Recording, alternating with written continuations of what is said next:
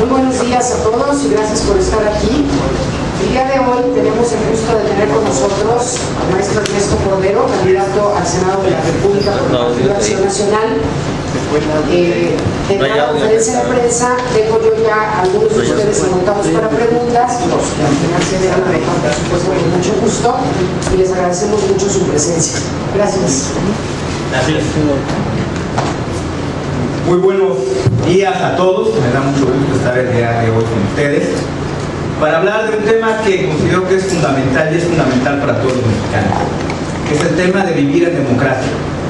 La democracia pues es un acto colectivo mediante el cual elegimos a nuestros representantes, y esa elección debe ser una decisión informada, debe ser una decisión inteligente, debe destinársele tiempo a reflexionar sobre quién y sobre quién va a recaer esa decisión de representar. Y precisamente para tener una decisión informada es necesario tener elementos de juicio que nos permitan tomar la mejor decisión. Y para tomar la mejor decisión se necesita información y se necesita comparar esa información, se necesitan resultados de gobierno, se necesita debatir, se necesita contrastar. Esa es la esencia de la democracia, es la esencia de poder tomar una buena decisión.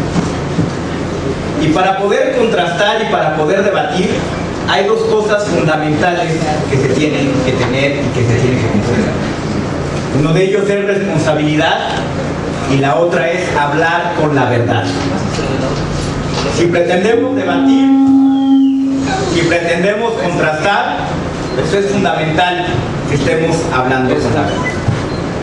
No se vale mentir, no se vale engañar, no se vale manipular la información tal y como lo está haciendo el Partido Revolucionario Institucional. Eso es engañar a la gente, eso es traicionar a la democracia y eso es actuar de manera malintencionada. Con el PAN, con el Partido Acción Nacional, México ha avanzado y camina en la dirección correcta. Ahora, desde la arrogancia, desde la soberbia, desde la mentira, pretenden reinventar la historia. Pero eso no va a ser tan fácil, porque a México no se le olvida. No se le olvida cómo gobernó al PRI y cómo sigue gobernando. A México no se le olvida que fue el PRI el que detuvo los avances y sigue deteniendo los avances de este país. A México no se le olvida cómo se destrozaron patrimonios de familias por varias generaciones por los malos gobiernos del PRI. A México no se le olvida la marginación, la pobreza que todavía seguimos sufriendo en México y es consecuencia del gobierno. En cambio, el PAN ha gobernado bien. En estos 12 años México se ha transformado. México está avanzando y creciendo. Vivimos mejor que nuestros padres y tenemos que seguir trabajando muy duro para que nuestros hijos vivan mejor que nosotros. En México hoy hemos avanzado en cobertura y en calidad de salud, hemos avanzado en cobertura educativa, hemos construido infraestructura, hemos tenido y hemos gozado de estabilidad económica que nos ha permitido generar empleos, que nos permite tener acceso a crédito, que nos permite mejorar las condiciones de vida de muchas familias, y todo esto lo hemos hecho en un entorno democrático, de respeto a la libre expresión, de transparencia y de rendición de cuentas. Me voy a permitir compartir con ustedes unas cuantas láminas. Tampoco pretendo dar de esto una exposición muy larga, pero son láminas muy contundentes, donde con toda claridad se ve que quien diga que México está detenido y está paralizado no tiene otra intención más que mentir, confundir y engañarle al pueblo de México, y esto en una democracia no lo podemos permitir. La primera de las láminas que quiero compartirles es la situación de la cobertura en salud. Aquí se ve la población asegurada con servicios de salud desde 1980 hasta el año 2012. Y vemos las últimas 2 décadas que gobernó el PRI, cómo lo más que llegaron fue a tener 60% de cobertura en servicios de salud a la población. Hoy México, si es que no llegamos ya, estamos muy cerca de tener cobertura universal de salud a través del Seguro Popular. Y me podrán decir lo que quieran y puede que tengan razón.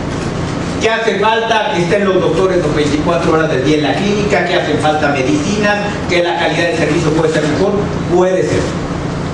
Pero de que hoy casi el total de la población en México tiene acceso a servicios de salud, eso es una verdad innegable, reconocida internacionalmente, para que luego no digan que son mentiras de correo del doctor Jorge.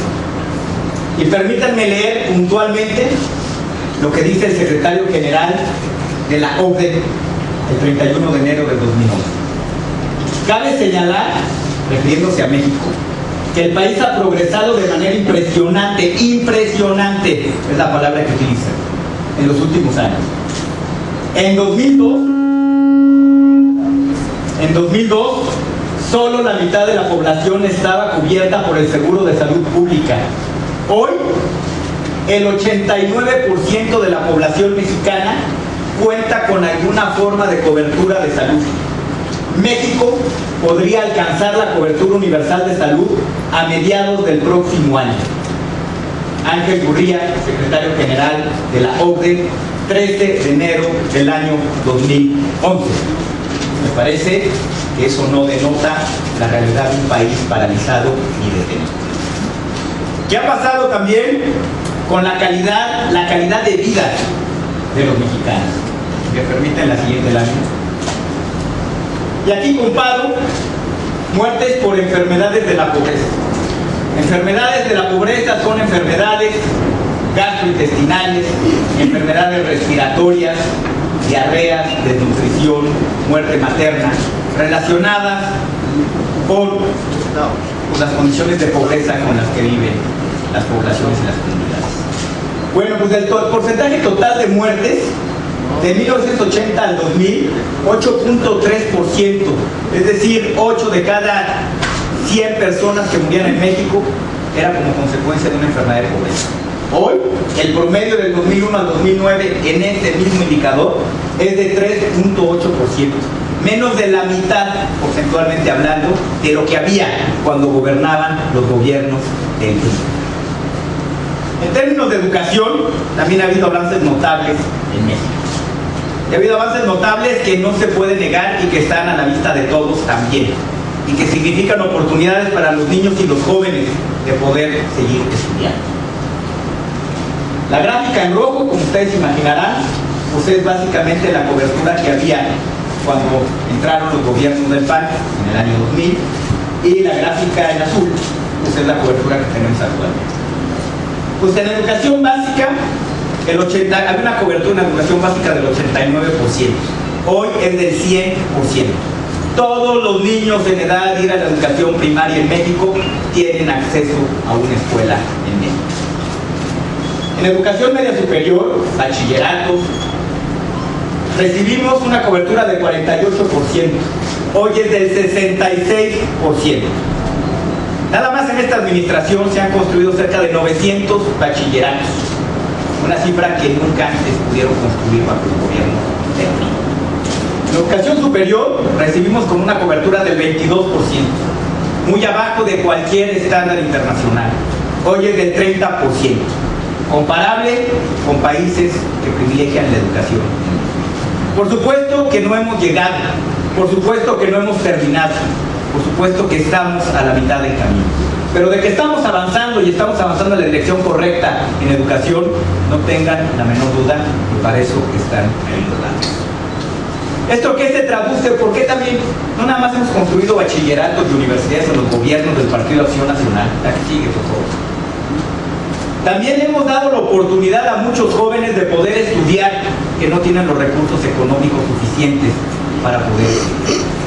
Y vemos el promedio de becas entregadas por año. En la última década que gobernó el PRI, que seguro fue la mejorcita en este indicador, no me pusieron los datos, pero era menos de 1 millón de becas al año que se entregaban los gobiernos del PRI. En los gobiernos del PAN Son cerca de 6 millones de becas al año las que se entregan. 6 veces más de becas que se entregan con los gobiernos del PAN. Si esto no es ampliar oportunidades para los jóvenes, si eso no es darle oportunidades de una mejor calidad de vida, bueno, pues entonces sería, estamos. La siguiente, por favor. Hemos ampliado la cobertura en salud, hemos ampliado la cobertura en educación, hemos otorgado becas, pero también hemos dignificado las condiciones de vivienda para muchas familias en México. Y se han construido viviendas en estos 12 años como nunca antes se había construido en México. En 12 años hemos construido más viviendas que en 70 años que nos gobernó el Partido Revolucionario Institucional. Y hoy, la comparación es por trienios. Del 95 al 98, no llegaron ni al millón de créditos para la adquisición de vivienda. De 1995 al 98 no llegaron ni al millón cuando gobernaba el PRI de créditos para la vivienda. Los 3 primeros años del presidente Fox fueron 1.7 millones de créditos para la vivienda. Los 3 primeros años del presidente Calderón fueron 3.3 millones de créditos para la vivienda. Y lo más importante, en esa barra el componente en azul claro significa créditos a familias con ingresos menores a 4 salarios mínimos. El 60% de los créditos que se otorgan hoy en México son para familias que ganan menos de 4 salarios mínimos. Estamos construyendo vivienda para las familias que más lo necesitan. En términos de qué ha pasado con la pobreza en México. Una pobreza que nos lastima, una pobreza que nos agravia, una pobreza que nos obliga a defender un buen gobierno que aplique los recursos donde más se necesitan para avanzar más rápido. En México todavía hay muchos millones de familias que viven en condiciones de pobreza y por eso no podemos perder el rumbo y por eso debemos seguir avanzando más rápido. Bueno, pues aquí vemos y voy a presentar el indicador del Banco Mundial, que es probablemente el único indicador que es comparable entre países. Y aquí lo que hace el Banco Mundial considera como un indicador de pobreza el porcentaje de población en un país que vive con menos de $2 al día ajustado por poder de compra. ¿Qué quiere decir esto de ajustado por poder de compra? Bueno, pues hay países donde la comida, las cosas básicas son más baratas que en otros. Entonces en esos países esos $2 evidentemente rinden más que en otros. Y este ajuste para poder hacer la comparación precisa se hace. Y vemos que en el año 2000 el 15% de la población en México era pobre de acuerdo al Banco Mundial. Hoy, en el año 2008, son 5% de la población. De 15 a 5. En 10 años, en los gobiernos que ha gobernado el PAN, el índice de pobreza, de acuerdo a las mediciones internacionales, ha disminuido. La que sigue, por favor. Vayámonos a la medición que se usaba en México, que es la que usaba el Coneval. Pobreza alimentaria. En el año 2000 había 24% de la población vivía en condiciones de pobreza alimentaria, de acuerdo a ese indicador. Hoy, o al año 2010, es 18%. Y hay que decir que en ese año se nos atravesó la crisis económica del año 2008-2009, en donde en todo el mundo los niveles de pobreza aumentaron. Yo que estaba escuchando a mi amigo Luis Videgaray en un programa de radio decir que el centro del debate es que le explicáramos por qué mientras había gobernado el PAN había 12 millones de pobres más. Pues Luis, que es muy inteligente y es muy enterado de las cosas, me sorprende que me diga ahí dónde están los 12 millones de pobres más. Hay menos, de 24% a 18%, que siguen siendo muchos y que debemos de seguir trabajando para erradicar la pobreza en México, pero que no nos quieran engañar. Hoy en México no hay más pobres que los que había cuando gobernaba el Partido Revolucionario Institucional. Que no nos quieran engañar. Vayámonos a la siguiente medición de pobreza, que es la nueva medición de pobreza que utiliza el Coneval, donde los otros dos indicadores son indicadores de ingreso. Cuánto ganan las familias y si les alcanza o no para estar arriba de una línea de ingreso.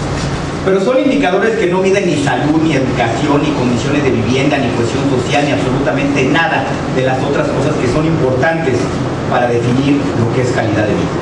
Bueno, pues en el caso del Coneval tiene una medición que ya incluye acceso a salud, que incluye acceso a educación, condiciones de vivienda, condiciones de hacinamiento en vivienda, cohesión social y muchas otras cosas más que están marcadas en la ley. Bueno, en ese caso, la medición del 2008, la pobreza extrema, de acuerdo al Coneval, y cito exactamente dónde está, es el documento del Coneval, Pobreza en México y en las entidades federativas 2008-2011, diapositiva número 106, y abajo está el sitio electrónico del Coneval, para que lo puedan consultar directamente. Establece que la pobreza extrema en el 2008 era de 10.6% de la población en México.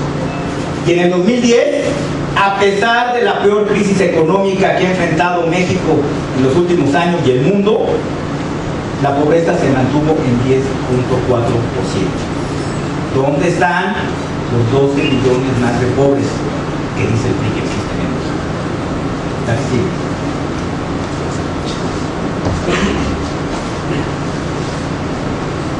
Vayámonos a otro indicador internacional. Si no nos creemos a nosotros mismos, vayámonos a un indicador internacional. Y ahí está el indicador de la ONU, el Programa de Desarrollo de Naciones Unidas. Y mide el índice de desarrollo humano, que es un indicador que mide educación, salud e ingreso. Y lo mide con la misma metodología en todo el mundo y a lo largo del tiempo, de manera que pueda ser comparable. Y aquí vemos, la línea en amarillo es la línea para México. El indicador va de 0 a 1. 0 países carentes de desarrollo humano, 1 países que tienen desarrollo humano pleno. México tiene 0.77. Si ustedes observan, hemos venido avanzando. No ha habido deterioro, hemos venido avanzando. Hoy, México está muy cerca de Chile, que es una economía emergente muy parecida a nosotros, que tiene una reputación de tener una política social redistributiva y justicia.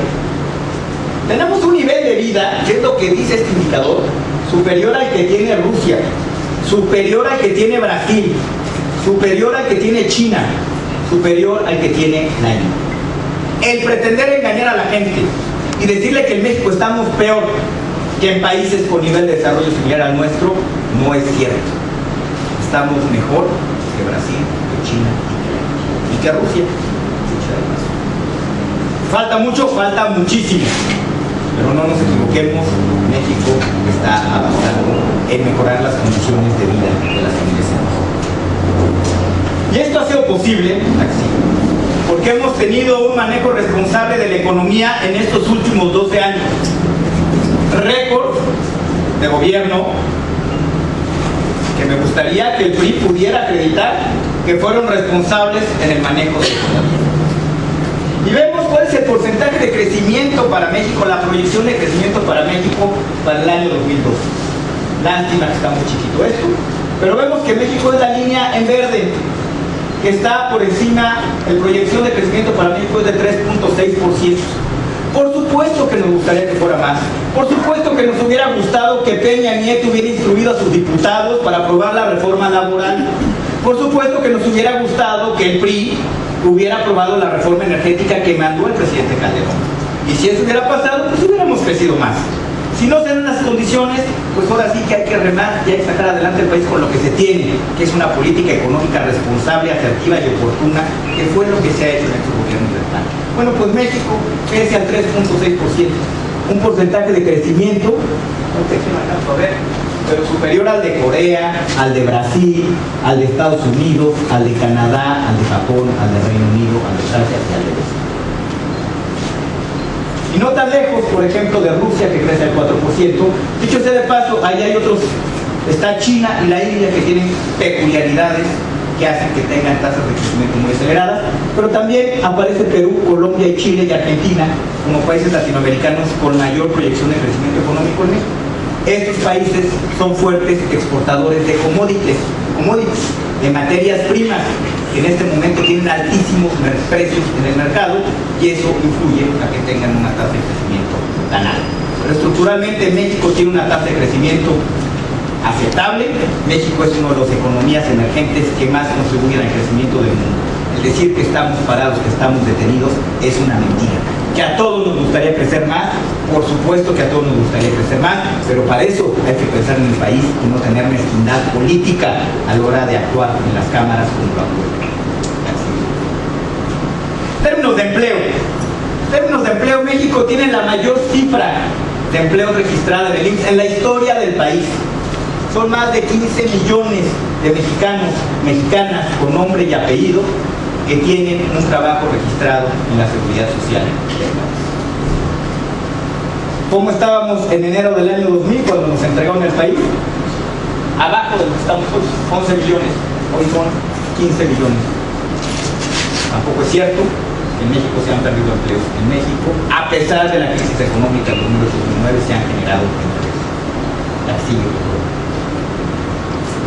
¿Cómo estamos en términos de desempleo? Bueno, en México tenemos una tasa de desempleo inferior a la de Brasil, inferior a la de Rusia, inferior a la de Chile, inferior a muchos países desarrollados. En términos de ingreso por persona, también estos son datos del Fondo Monetario Internacional. México tiene un ingreso per cápita anual ajustado por poder de compra de cerca de $15,000 al año. Estamos muy cerca de Rusia, que tiene 17,000. Y estamos mejor que Brasil, China y la India. De nuevo, el asumir y el decir que hay otros países que tienen mejores condiciones de vida, de nivel de desarrollo equivalente al de México, no es cierto. Ahí están los datos.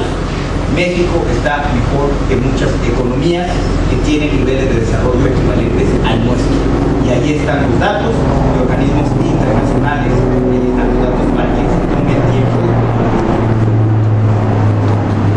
Seguimos. ¿Y esto por qué ha sido posible? Bueno, pues eso ha sido posible por un manejo responsable. En México no ha habido devaluaciones ni inflación como había cuando gobernaba el México. Permítanme hacer el ejercicio. En la década de los 80 a 90, nuestra moneda se depreció 12,576%.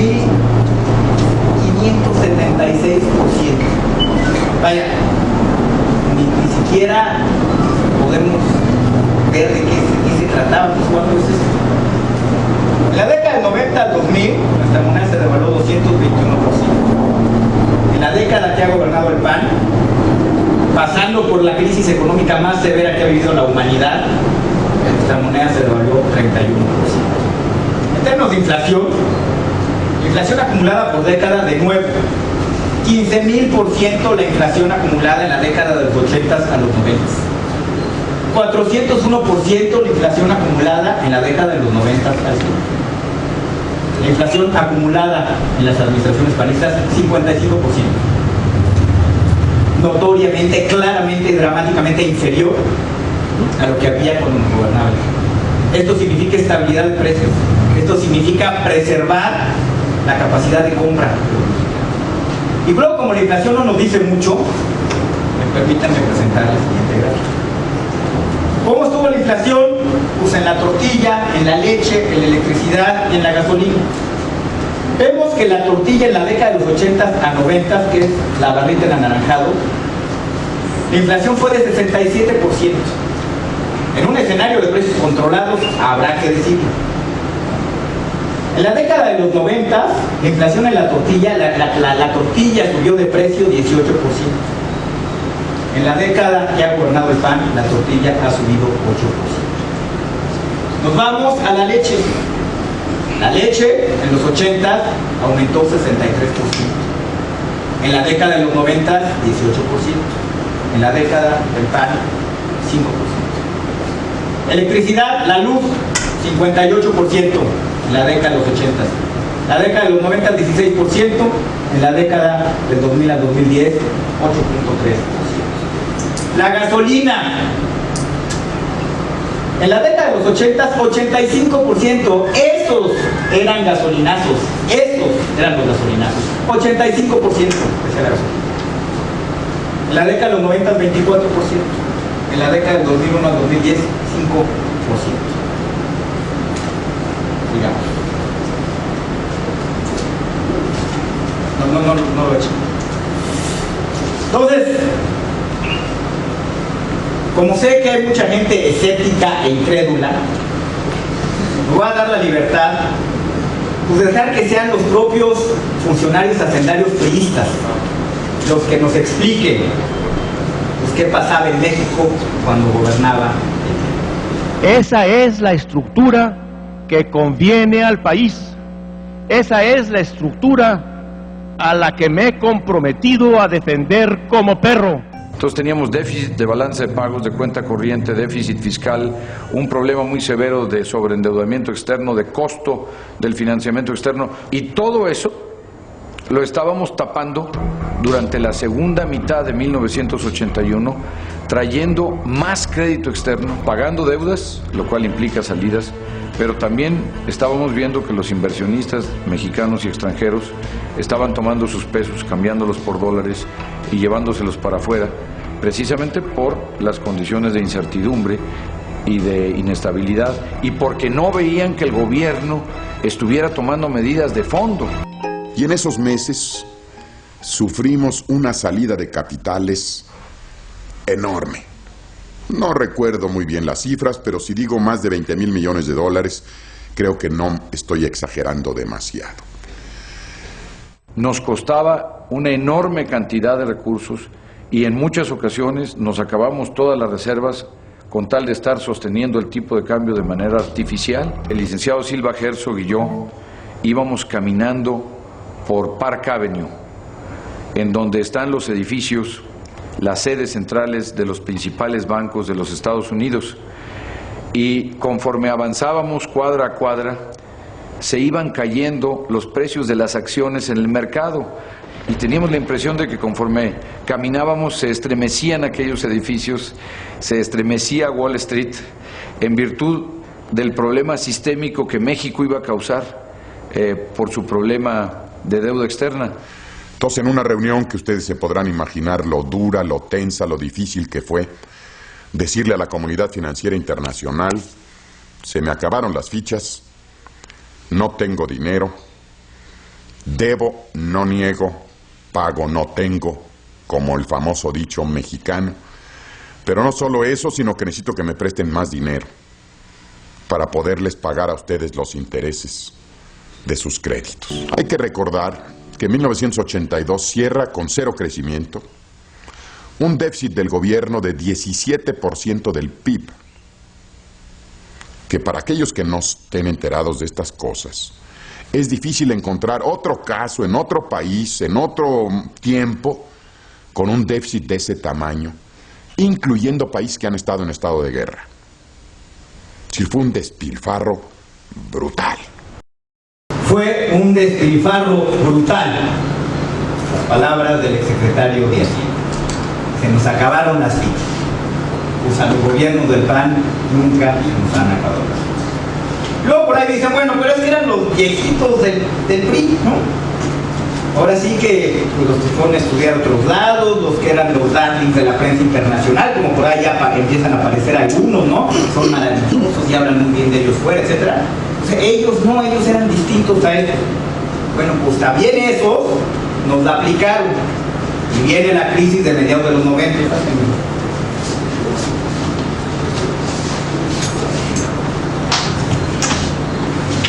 Va a ser la multimedia, vamos a estar y por ahí, no sé si ya le repartieron, pues no se lo reparten, para que no hagan ahorita hay un...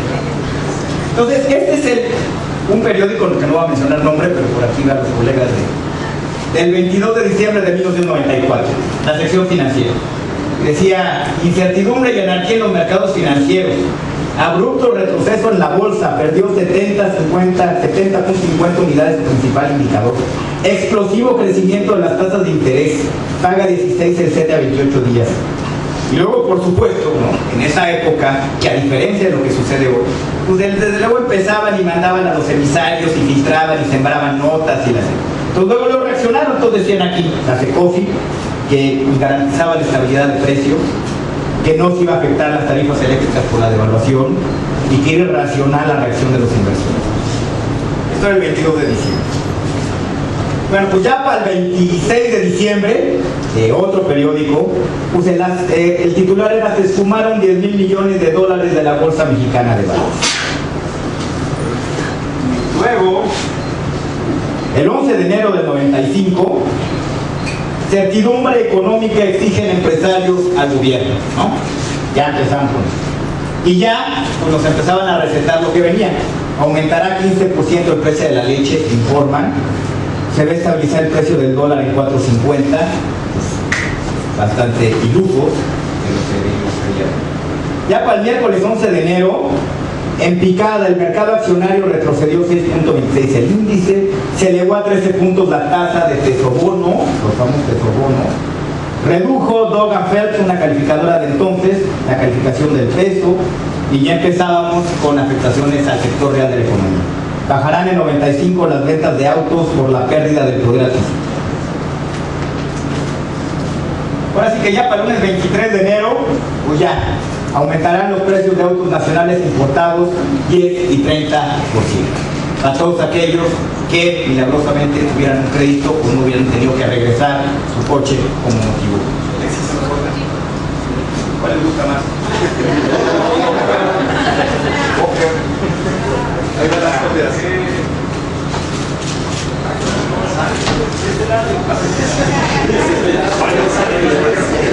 Ahorita les pasamos una copia. Esta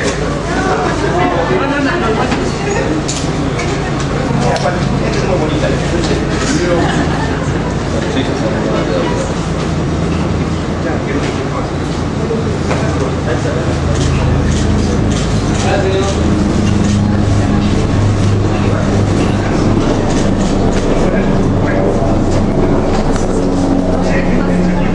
Luego, creo que pocas cosas ilustran más y se nos olvidan, pero algo que era tan cotidiano, pues como los pesos y como los billetes y las monedas y lo que pasaba en aquel México que parecería muy lejano pero que no lo es tanto, sobre todo porque sí es posible que una mala condición económica nos regrese en aquello de lo que los mexicanos salimos corriendo y huyendo en el año. Ya se nos olvidó que al peso le quitamos 3 ceros.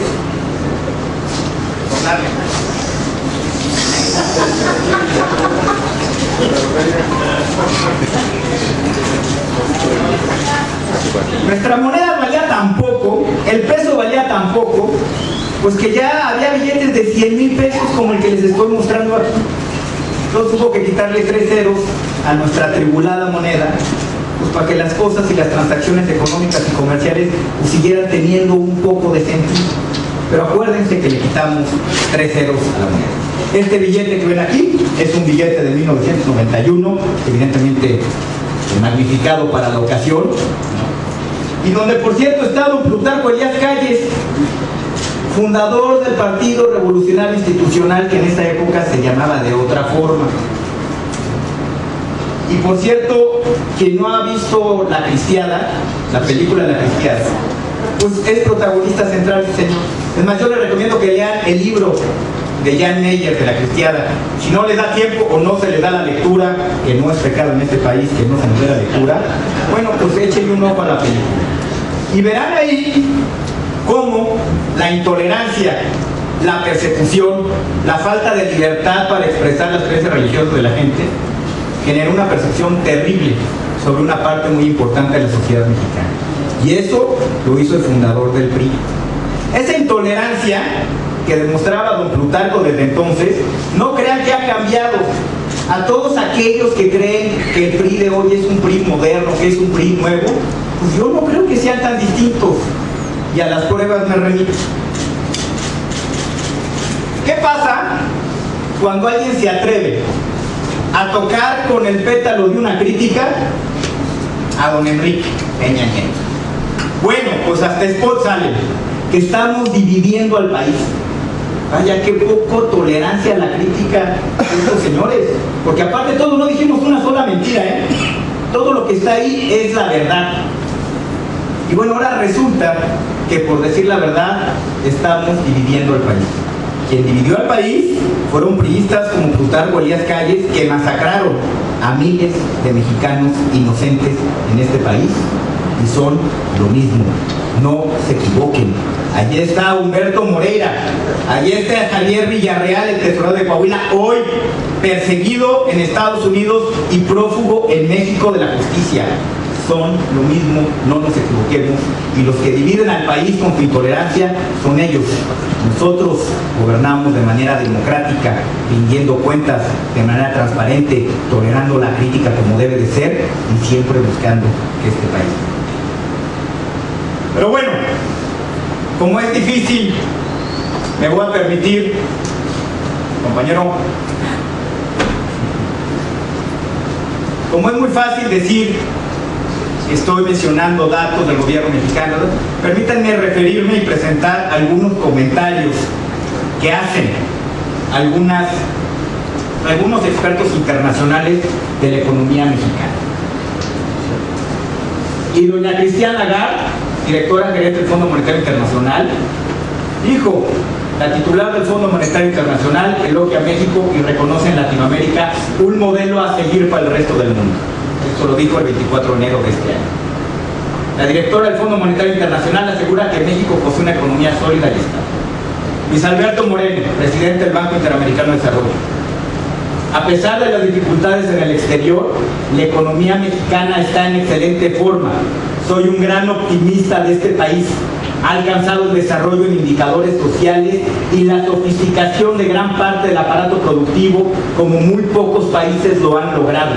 Creo que es el momento de invertir en México, y eso lo dijo hace 10 días en Puerto Vallarta Luis Alberto Moreno, presidente de la que sigue.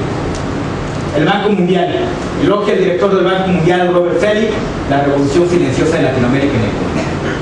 Y van más allá. El Banco Mundial elogió la recuperación de México en 2010 tras la coyuntura financiera global de 2009. A diferencia del pasado, no solo que hicieron bien la tarea macro, sino que hicieron bien la tarea social. Algo típico de Latinoamérica.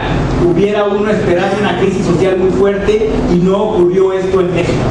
Lo dice Marcelo Yucari, director de Dirección de Reducción de Pobreza y Política Económica del Banco Mundial. Richard Fisher, presidente de la Reserva Federal de Dallas: hay que destacar la disciplina económica a la que México se ha sometido para contrarrestar los riesgos de la crisis iniciada en 2008, destacando su política monetaria y disciplina fiscal como ejemplo para la economía de Estados Unidos. Nos ponen de ejemplo en Latinoamérica y nos ponen de ejemplo para Estados Unidos. Quiero que me digan dónde está una economía paralizada, dónde está una economía detenida. México es un país que avanza y que debe de seguir avanzando lo más rápido posible en la dirección natural. El PAN ha sabido responderle a los mexicanos con hechos y se ha puesto del lado de las familias. No permitamos que nadie nos regatee este esfuerzo que nos ha costado a todos. Esto se ha construido con buenos gobiernos del PAN, pero con el sacrificio de miles y millones de familias en México que han aportado su trabajo y su esfuerzo. El PRI pretende engañarnos. No se nos olvide que la pobreza, la marginación, el descuido, el crimen organizado y la deuda la provocaron ellos. Ellos gobernaron mal y siguen gobernando mal. Y ahí están los ejemplos de los estados que ha gobernado el PRI. El PAN ha cumplido. Los resultados están allí. Hospitales, servicios de salud, becas, escuelas, universidades, viviendas, carreteras, y todo esto en un contexto democrático, de respeto a la libertad de expresión, de transparencia, de rendición de cuentas. Y lo hemos hecho en circunstancias muy adversas, ante desastres naturales, ante calamidades impensables como el tema de la influenza, ante las peores crisis económicas que ha registrado la historia moderna de México, de la historia moderna del mundo. México ha salido adelante. Y lo hemos hecho porque actuamos con responsabilidad, con oportunidad, con decisión, con precisión. Ahora, Peña nos revela como una gran novedad, pues una agenda en muchos temas. Pero muchas de esas cosas, si no es que todas, ya las hace el gobierno federal desde hace años. ¿Qué mejor reconocimiento podemos tener a que lo hemos hecho bien? Que la misma oposición en su plataforma de gobierno propone lo que nosotros ya estamos haciendo. Es muy importante que la gente sepa qué representa cada quien y cada partido. No nos dejemos engañar porque es mucho lo que está en juego. Las propuestas del Partido Acción Nacional Las ha ido presentando y las seguirá presentando nuestra candidata, la licenciada Josefina Vázquez Mota. Los candidatos al Congreso, senadores, diputados, estaremos empezando y presentaremos propuestas de agenda legislativa para hacer que este país avance y seamos un país mejor. En el Partido Acción Nacional vamos a seguir cumpliendo. En el Partido Acción Nacional estamos comprometidas con las familias de México y ahí están los resultados que ojalá los quieran debatir, los quieran discutir sin mentiras, sin engaños, y las comparaciones son muy claras. Todas sus órdenes. Gracias.